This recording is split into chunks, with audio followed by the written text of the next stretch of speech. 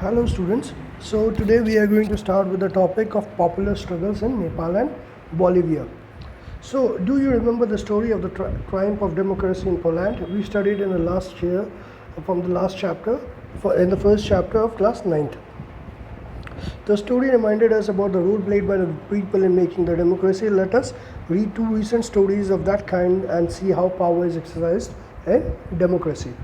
So movement of power, movement for democracy in Nepal. Nepal witnessed an extraordinary power movement in April 2006 and the movement was aimed at restoring democracy. Nepal, you might recall, was one of the third wave countries that had won democracy in 1990. Although the king formally remained the head of the state, the real power was exercised by popularly elected representatives. King Birendra, who has accepted this transition from absolute monarchy to constitutional monarchy, was killed in a mysterious massacre of the royal family in 2001. King Gyanendra, the new king of Nepal, was not prepared to accept democratic rule.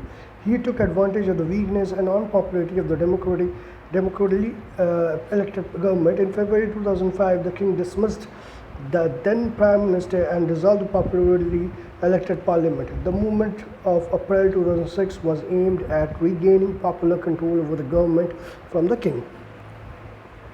So in Nepal, what happened is in 2006, the king Birendra accepted that it should be the form of government should be more democratic.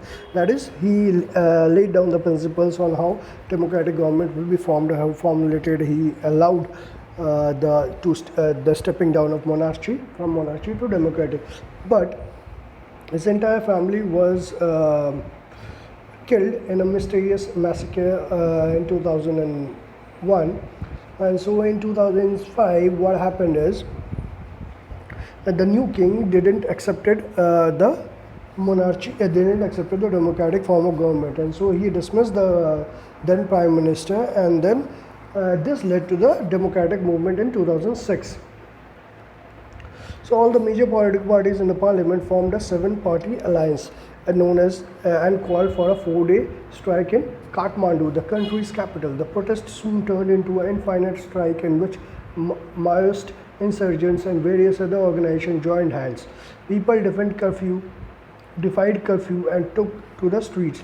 The security forces found themselves unable to take on more than 1 lakh people who gathered almost every day to demand restoration of democracy. So things got out of control and situation got more pathetic, more disturbing. As people went on the street, they disobeyed the curfew orders, and all the 7 parties joined hands. All the major parties formed hands and formed a 7-party alliance. The Maoists also participated. The number of protesters reached between 3 and 5 lakhs on April 21st April, and they served an ultimatum to the kings. The leaders of the movement rejected the half-hearted concessions made by the king. They stuck to their demands for restoration of parliament, power to all, an all-party government, and a new constituent assembly. So the people didn't change their demands, and they rejected the half-heartedly concessions given by the king. On 24 April 2006, the last day of the ultimatum, the king was forced to concede all the 3 demands. The SPA chose Girija Prasad Koirala as the new prime minister of the interim government, and the restored parliament met and passed laws taking away most of the powers of the king. The SPA and the Maoists came to an understanding about how the new constituent assembly is going to be elected.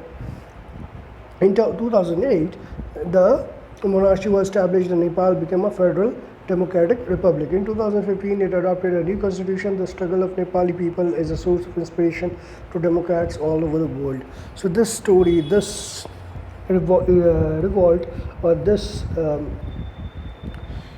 fight for democracy by the people of Nepal is a true example of how democratic government is to be formed, how democratic government is important for any country, and what is the requirement for it, what is the urgency, what is the importance for it. So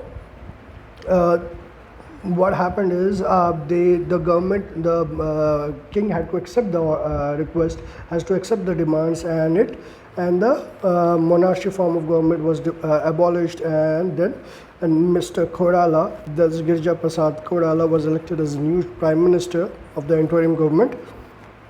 In 2015, it adopted a new constitution, and so Nepal became a democratic country. So in the next class, we'll start with Bolivia's water war.